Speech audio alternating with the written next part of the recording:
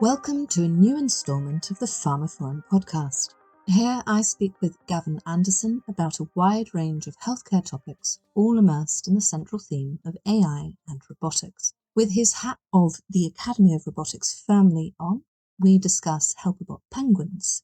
We also discuss $30 personal health wristwatches to monitor our simple vital signs, and the conversation endeavours to explain why robotics, why AI should not be feared, but embraced to return time to human beings, so we can do the jobs that we occasionally and most often within the healthcare setting were highly trained to do, can avoid the overwork that comes from an overburdened system, and can shift the mundane minutiae to inanimate objects which can provide support and even joy. Indeed, AI and robotics and the development of them can remind humans that nature has pretty much done it all before, but with evolution and extinction, and it might indeed be timely at this current environmental crisis moment in the history of the planet, to remember that the onus is on us to open our eyes, to listen and to learn and to develop a new way for the future. I have no doubt that this episode has a little something for everyone. Thank you for listening. This is web editor Nicole Raleigh, and today I have with me Gavin Anderson, who is from the Academy of Robotics, but wears many more hats as well. So before we go on, in fact, today I'm going to let you introduce yourself, Gavin, so I don't get anything wrong. Thank you. Yes, I guess trained as a human-centric designer. I have historically, I help businesses align their strategy, purpose, and culture. I started in the world of, well, actually, to be honest, I started in the world of electronics when I was 8 years old. I'm 57 now. I built my first telephone plugging device out of some copper wire and a magnet because it fascinated me. I've been through, I was in the APRA, which was the thing that existed before Windows. So yeah, I'm a serial one in the world of technology. I guess today I have a slightly odd portfolio of, obviously I work at the Academy of Robotics and head up their human-centric design and how robots and technology interacts with human beings. I'm also CEO of a large-scale nature-based carbon removal company trying to save the planet, and also have a streaming company that is predominantly staffed with people with neurodiversities. So that's kind of, but the odd but happy life that I lead. Gosh, wow. Exciting life as well. So thank you for that. Now, let's focus on one area of what you cover in your day-to-day life.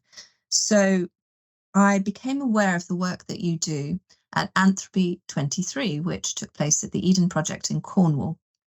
And there you very firmly had your Academy of Robotics hat on when you took part in the panel, The Future of Our Health Needs, which was put together by the Adelphi Group.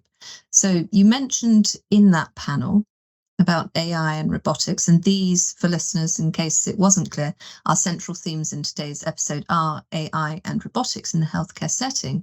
Gavin, you mentioned on the panel that these should be invisible and only employed when needed. So I was wondering, to kick things off, if you could expand on what this invisibility and use only when necessary might mean in the healthcare setting. Certainly. I think I should start by saying that, at the Academy of Robotics, we will never build a robot with arms and legs and a face because we think humans are actually very good. So our robotics and technology enhances humans. So, and I'm not talking about exoskeletons and things like that. So at a very simple level, I'll go into the technology a bit, but just for context, what we do, our latest pilot, we have a 5-foot robotic penguin called Milton. And Milton goes on his most recent pilot, goes from the pharmacy to the cancer ward delivering drugs, a lift and shift. Very simple thing. What that does is that actually saves hours, minutes of professional nursing staff having to go and pick up drugs at the last minute or more urgent drugs.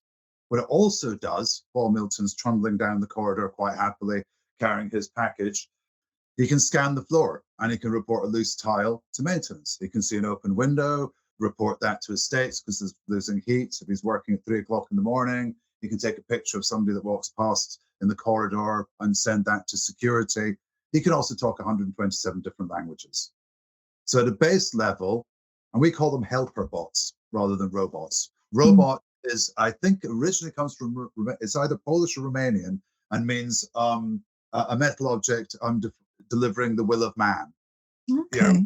Which that's not how we see robotics. We see robotics helping humans. So, for example, a use case, one of the use cases we're looking at for Milton was lunches. So if a patient is in hospital and they're not in their bed, they're off getting a treatment or a scan at lunchtime, that the person then comes back onto the ward, a caring professional decides, well, that person needs to eat, even if they have come back at 2 o'clock.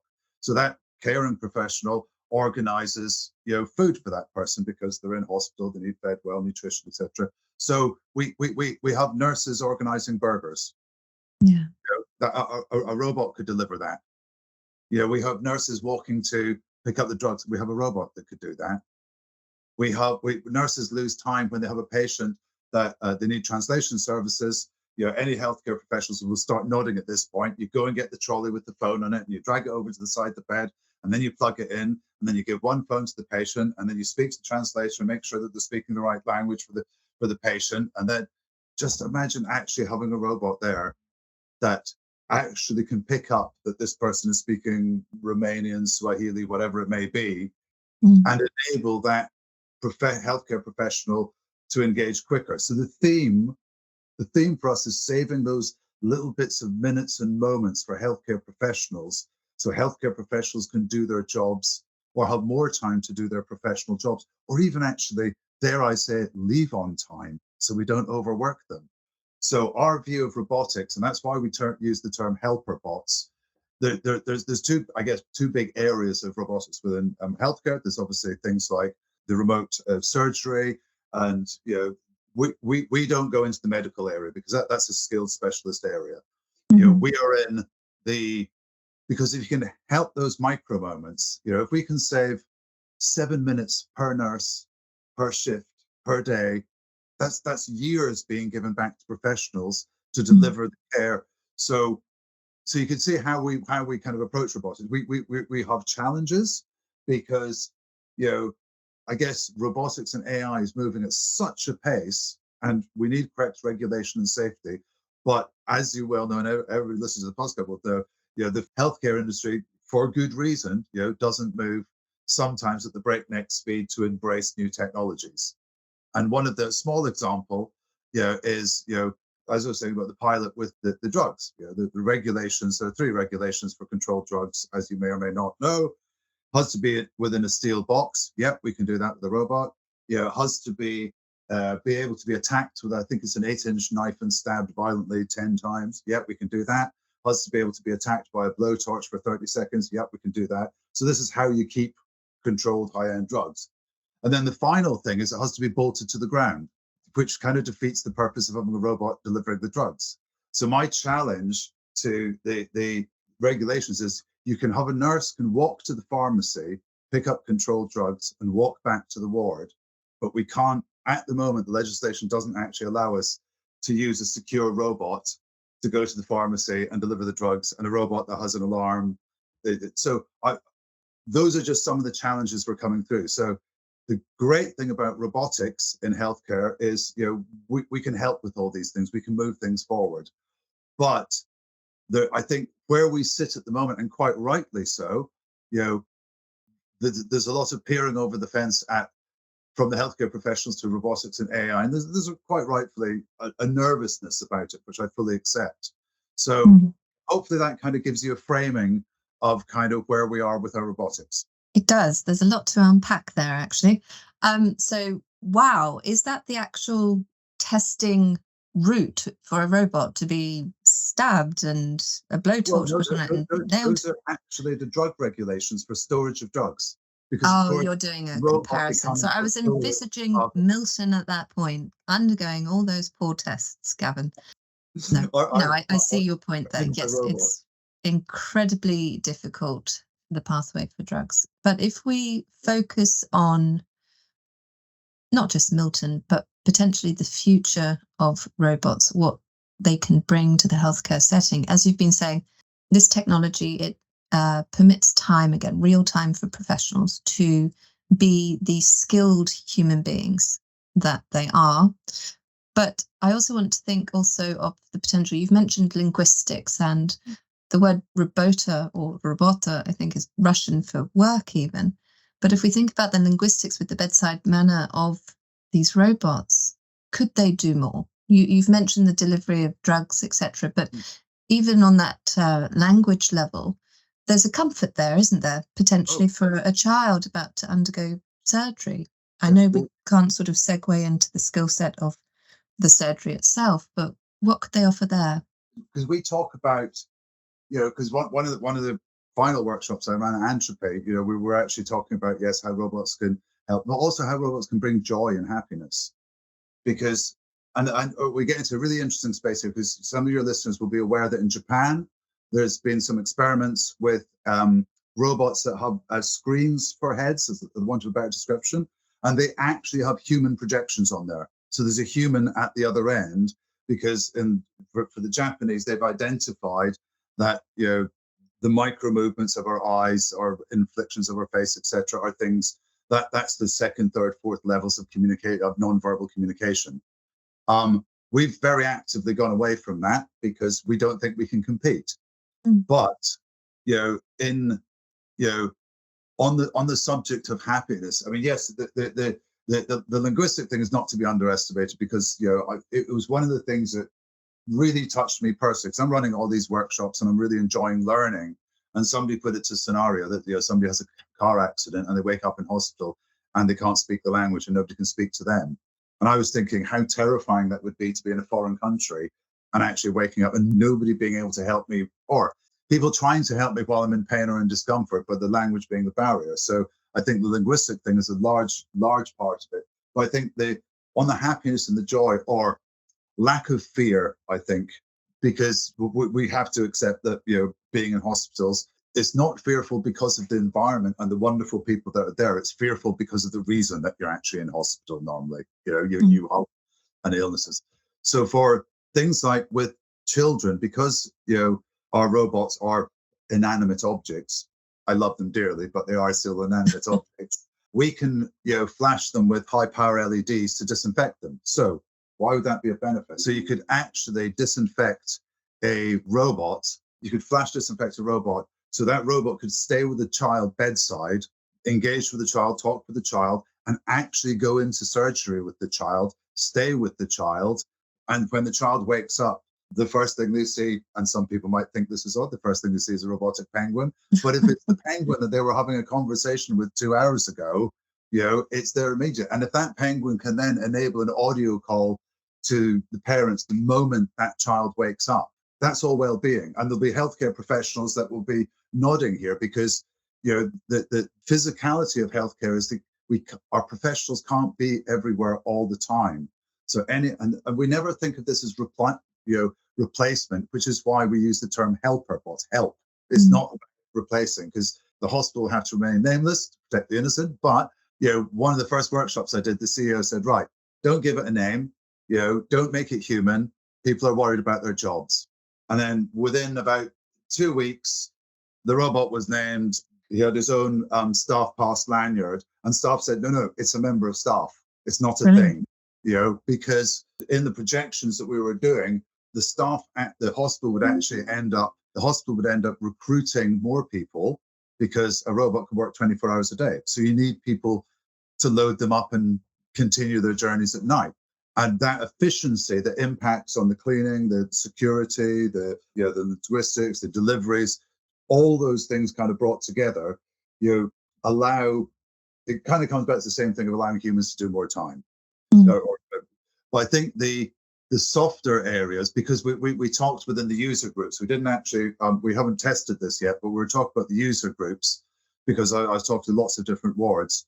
And Milton may play, he may go into some 50s music when he goes onto the Alzheimer's ward. He may go in silence if that's what the person in charge of the ward wants. He may come in silence, but he also actually may come in on the child's ward, spinning with his lights going, say, hey, Milton's here, and tell some jokes. So all the way from, a patient that's saying, I can't get out of bed, I'd like to phone my sister, from that emotional connection, all the way to just not being lonely, and also fun and joy. Tell me a joke, sing me a song. So the nice thing about robotics, when you lean into that human joy, happiness, robotics can actually, all it is doing is feeding a culture that we enjoy anyway. Songs, music, art, companionship, humor. So yes, I think there's a role to play, but again, it's not a replacement role. It's to fill those gaps. I randomly was in the hospital as a child, and I remember it, the times when nobody was there. I remember, when mom and dad couldn't visit me all the time because, and my aunts could, so I remember those periods of time, specifically in the mornings, actually, after breakfast and before lunch, where you're just, as a kid, you're just lying in a bed, reading a book or just playing with a couple of toys that you've been given that's in your side cabinet because everybody else is rushing around. And yes, the nurses smile at you, and yes, people interact with you, but they don't have time to fill a child's imagination when a child is sitting there feeling a bit lost and a bit scared. Yeah. So for me, the yes, the lift and shift and the security and all those wonderful things, but we can't actually miss out on this journey of how we can support comfort and joy. And we've been talking, certainly on the AI side of it, of how robotics could help in diagnostics, within well-being. And I know that again, very contentious. We're not trying to replace people, but the amount of people that need assessed, the amount of people that need engagement or support. I mean, could you prescribe? Let's spin 5-10 years in the future, maybe 15 years in the future. Could you prescribe a joy robot? You take this thing home, and it just talks to you. And for an elderly person, it's more than happy to hear those stories for the fourth or the fifth time. And it can ask for those stories. It can trigger those stories. It can know that Mavis loves speaking about the time of rationing in the war when she first met her husband and went dancing. And that robot can talk about that every morning for every day of the year, if that's what Mavis wants to talk about. So for me, and as you can tell, I'm quite passionate about robotics and AI because I do believe it's got something to bring to the party. Yes, we've got, to my point earlier, we've got lots of legislation that we need to realign, and safety is a really important thing. But I want a doctor to be picking up the prescription pad, but I'm very happy for a robot to be giving me a cup of tea or having a chat with me or keeping me amused. Or even some of the use cases we looked at were just practical things like a wheelchair user that comes to a hospital has to book a wheelchair because they can't take their own wheelchair into the hospital. So they have to stay in the car park till somebody brings a wheelchair to them in the car park. Well, why couldn't a robot do that? Why couldn't a robot bring a wheelchair? Because they're a wheelchair user. They know actually they don't need to be taught how to use a wheelchair. They just need a wheelchair. They just physically need one. So there's lots of pieces that I think where we can release and enhance, and it goes back to why have you got a 5-foot green penguin? Because actually it kind of brings a bit of joy, and it was designed specifically to be friendly enough that it wouldn't scare children, but large enough that they wouldn't hug it. Because if you're a 5-year-old, seeing a 5-foot green penguin coming towards you is very cool, but you're probably not going to go and hug something 2.5 times the size of you because you'll be a bit wary on it. So that's interesting. The joy and the happiness is built in or not built in. We look at that as we design and kind of roll out these tools. It's part of your thought process. Gosh, again, a lot to unpack there. So I want to think about this retaining the human element in everything. Obviously, the sort of human in the loop concept is something that we discuss a lot with AI, particularly in discussions of AI in pharma and healthcare going forward. So is this something, and I assume it is, as crucial to think about when it comes to the design of the robots themselves? Oh, massively. Because we have another product that you may or may not have seen when you were at Antropy, a large green egg that has 4 wheels on it. It was down by what we have. If you look How did I miss that? I know we have this green egg. It's a last mile delivery robot. So the idea is it's to replace diesel vans that are half empty that come and deliver your Amazon parcel. So why not have an electric vehicle that's completely full, that's autonomous, that texts you, that asks if you're home and can work out its own routes, and it's small enough that it can use bridleways and cycle routes, but big enough that it can sit in a dual carriageway. So you talk about design considerations. Nature gives us the answer for everything, because cargo, which is the name of our autonomous vehicle, is in the shape of an egg. And somebody said, well, why did you make it an egg? And I said, well, you do know if you put an egg upright, you can stand on it. Like nature sorted the structural integrity. So we put an egg on its side and put 4 wheels on it, which means it's a complete exoskeleton. You don't need any internal structures. So we do lean into nature a massive amount in the design, because we do believe, yes, whilst we live on a crazy XREF bunkered base in Norfolk, and have robots wandering around, it all comes down to that kind of nature has probably given us the answer first time round. And it seems quite odd that a high-tech robotics company is talking about, leaning into nature, but it's about not relearning. Nature brings us things like a penguin. A penguin, if you were to analyze what a penguin is, it's a carrying vessel that has a very low center of gravity. It's quite difficult to knock over, has a large carrying capacity, big belly, and no outward-facing items that can catch. Nature kind of designed that, because what a penguin does, not drifting into nature, but what a penguin does is, once the chick is born, they then head off for 6 months and fill their belly full of food, so they large capacity. They then have to go through treacherous conditions that they can't fall over. So again, comes back to the center of gravity and their storage. So, a low center of gravity, something that doesn't fall over, that can have large storage. Nature did it already. It's called the penguin. Yeah. So we're very much not of the make things in, well, two points. I think we're not to be made in the image of man, but we also believe that, nature has probably solved most of our problems already. It's just we haven't actually looked close enough. So we do have this, blend of looking very closely at nature and organics and human engagement, and then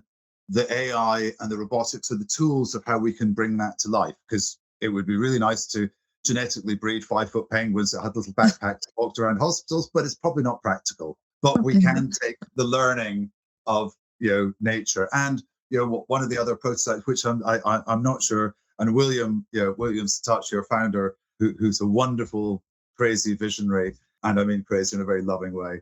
He would say, right, the next one's going to be the dodo. And I say, well, that's really nice, and I kind of get the shape, etc. But yeah, the dodo went extinct, and I'm not sure how humans are going to think about something that doesn't exist anymore.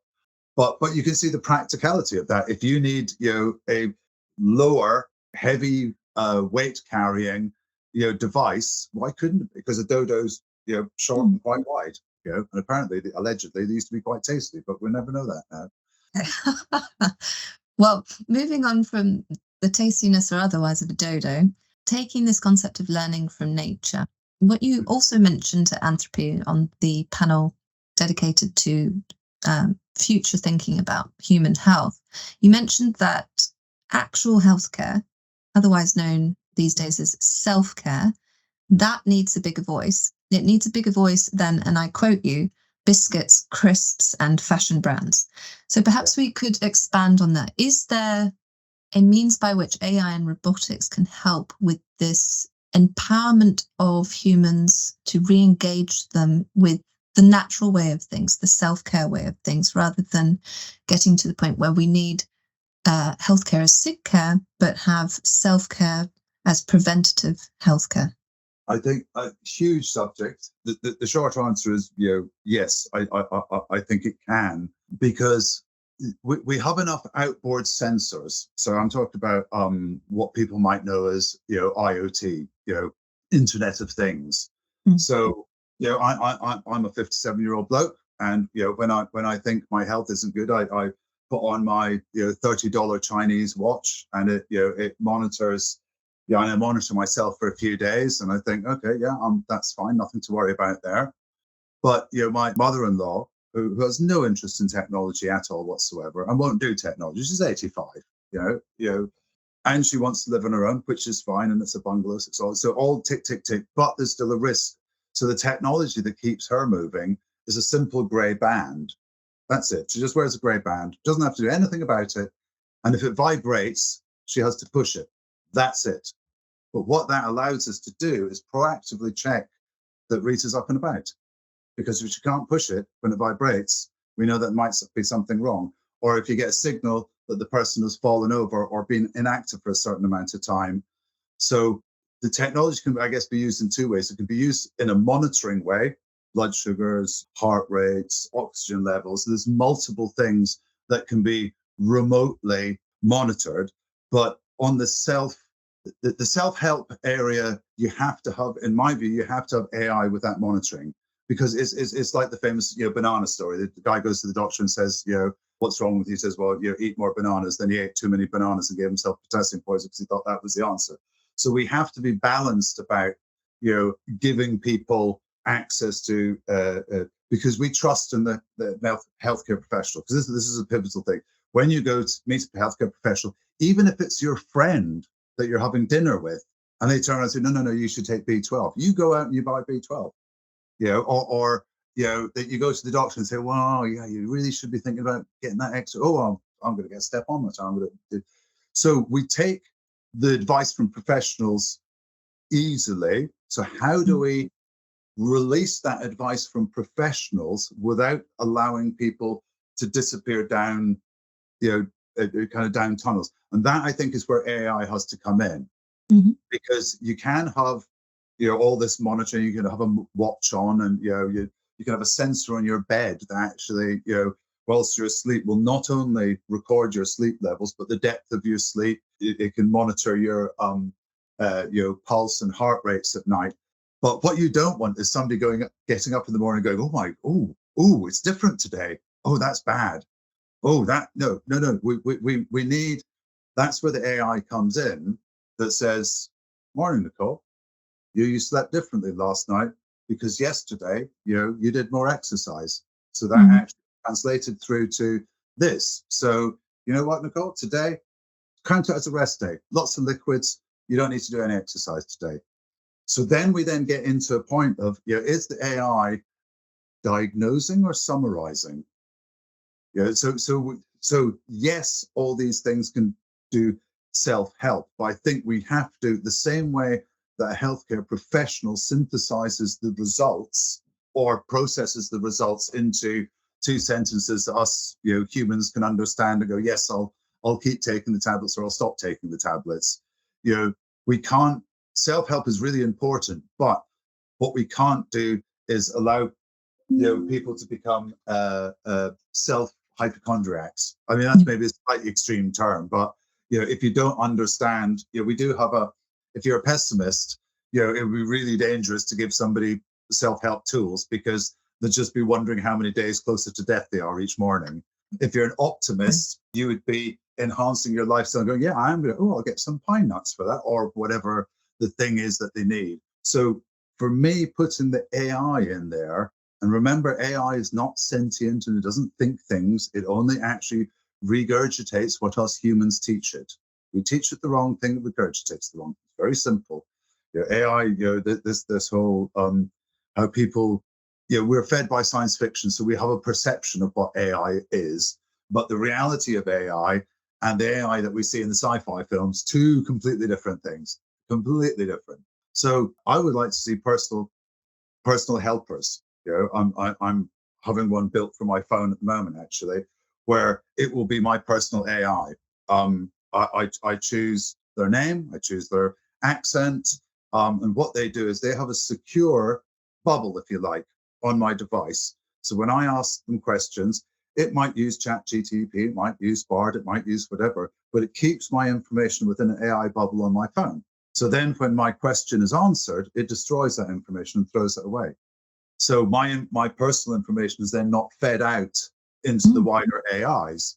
So to summarize this for your listeners that are thinking, where's he gone now with this? Summarize this. The personalization of AI, not generalized, personalized AI in line or in connected with what I would term as IoT devices, so outboard physical monitoring devices that you sit on, lean on, strap to yourself, etc. Bringing those two together, I think, could be huge for preventative healthcare, because, and again, it's the low level. It goes back to the burger analogy in the hospital. We're not expecting a robot to fix somebody's broken arm, but we are expecting it to get a burger. Mm-hmm. And so we're not expecting it to be a doctor in your house, but we are actually expecting it. And if we fold in some of that happiness and joy, and actually, I don't know, an older person may actually want to give it the name of a friend that's not around anymore. They could even actually have a voice of a friend that's not around anymore. Some people are going to think that's creepy, but I'm kind of saying my message is it has to be an audience of one if we're going to do that enhanced preventative, because we can't generalize, because healthcare professionals will, I would say probably 99 times out of 100, will personalize what they're going to say in relationship to the person that's sitting in front of them. Even if it's the same sentence that's being said, it will be said 16 different ways, whether the person is young, old, with a partner, scared. And going back to that, we can't replace the humans. We have to kind of, so I think there's a blend between the physical, simple monitoring stuff, which I think, if you had, so that vibrating band, very simple thing, if everybody over 85 had that, and it's not monitored by a human, it's monitored by a piece of AI, and it's just, okay, I haven't had a response, I'm going to send a thing, right, I've sent 2 messages and there's no response, and then instead of some panicked relative going, oh, I think Mavis has fallen over and I'm not sure, I can't get hold of her, you then actually get Mavis, who lives at this address, these are her medical records, has been unresponsive now for 45 minutes. She got up at this time, she slept unusually less last night, we monitored, and she didn't take her morning tablets this morning because the box that she takes them out of didn't say. So that healthcare professional arriving isn't just arriving to a blind situation. So that's the other thing we can do with AI and remote diagnostics. We can actually decentralize where the information sits, and that decentralization then enables the healthcare professional that's kind of coming in. Brilliant. Thank you very much for your time today, Gavin. It's been a pleasure. That's right. I thoroughly enjoyed it, and I think if I can actually leave anybody with a thought, be nice to the next robot you meet, because they're probably wanting to be nice to you. And so that concludes another episode of the pharmaphorum podcast. You can find out more information about this episode, including a download link and information about previous installments of the series, at pharmaphorum.com/podcasts. The pharmaphorum podcast is also available on iTunes, Spotify, Acast, Stitcher, and Podbean, where you can find and subscribe by searching for pharmaphorum. Of course, don't forget to visit our website itself, where you can sign up for daily news and analysis bulletins, and follow us on Twitter, or X nowadays, at pharmaphorum. That's all for now. Thank you for listening.